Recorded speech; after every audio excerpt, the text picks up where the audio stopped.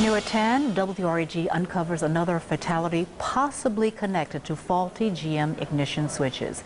A Mid-South family turned to chief consumer investigators Zanetta Lowe to share their story of loss, but most of all frustration that recalled cars are still on the road. She posed for this picture in her dorm. Vivacious and full of life is how Tom Taylor and Sherry Thompson described their daughter Jessica.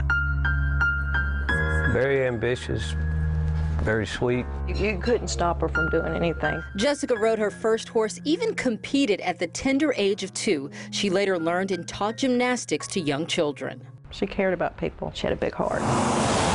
September 6, 2009, 19-year-old Jessica and her fiance Andrew were headed home for Labor Day. I was all excited waiting on her, and she was supposed to be there. I think it was like 2:15, so at 2:20 I start worrying.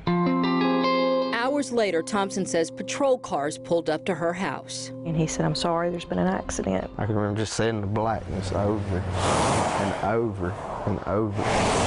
Jessica and Andrew were headed south on Interstate 55 near the Tate and Panola County line. She was driving Andrew's 2006 Chevy Cobalt. According to the accident report, the car left the road and flipped multiple times. Jessica nor Andrew were wearing seatbelts. She was ejected. I looked all through the vehicle. She wasn't there. And I looked probably 50, 60, 70 feet away. And that's when I finally found her. And just like that, Jessica was gone. And at the time, I really didn't know what happened or how she lost control.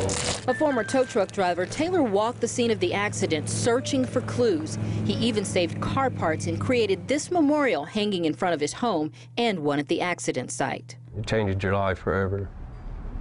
It's like a wound that never heals. That memorial Jessica's father put here in the grass off of I-55 to mark his daughter's final resting place is, of course, long gone.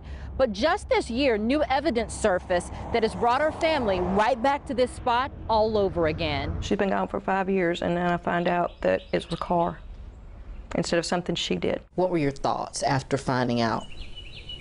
An ignition switch? You just always think that their reputation, they're going to take care of people. Jessica didn't have a license, but that inexperience that left her family with years of guilt may not have mattered. The '06 Chevy Cobalt she was driving is one of the models recalled this year by General Motors due to faulty ignition switches.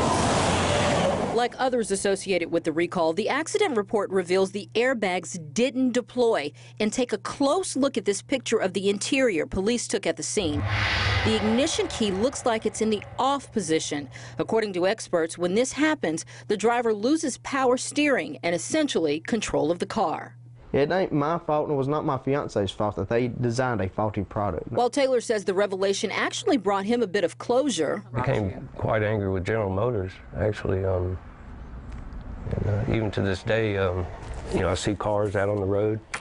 That's why Taylor contacted the On Your Side investigators. WREG was one of the first to report on the slow pace of repairs. When Taylor spotted this yellow Cobalt in South Haven, he tracked down the owner to ask if it had been fixed.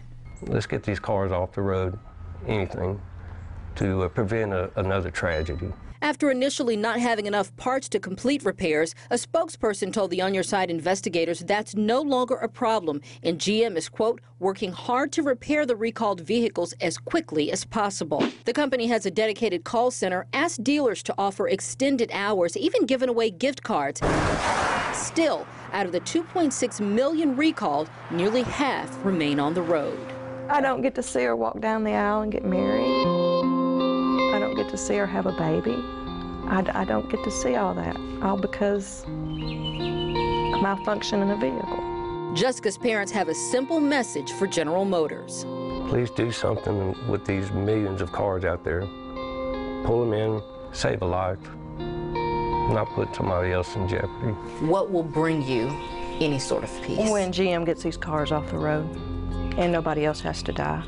Jessica's parents have filed a claim with the fund created to compensate victims and families who've lost loved ones. They haven't heard yet whether it's been approved. Zanetta Lowe, WREG, News Channel 3.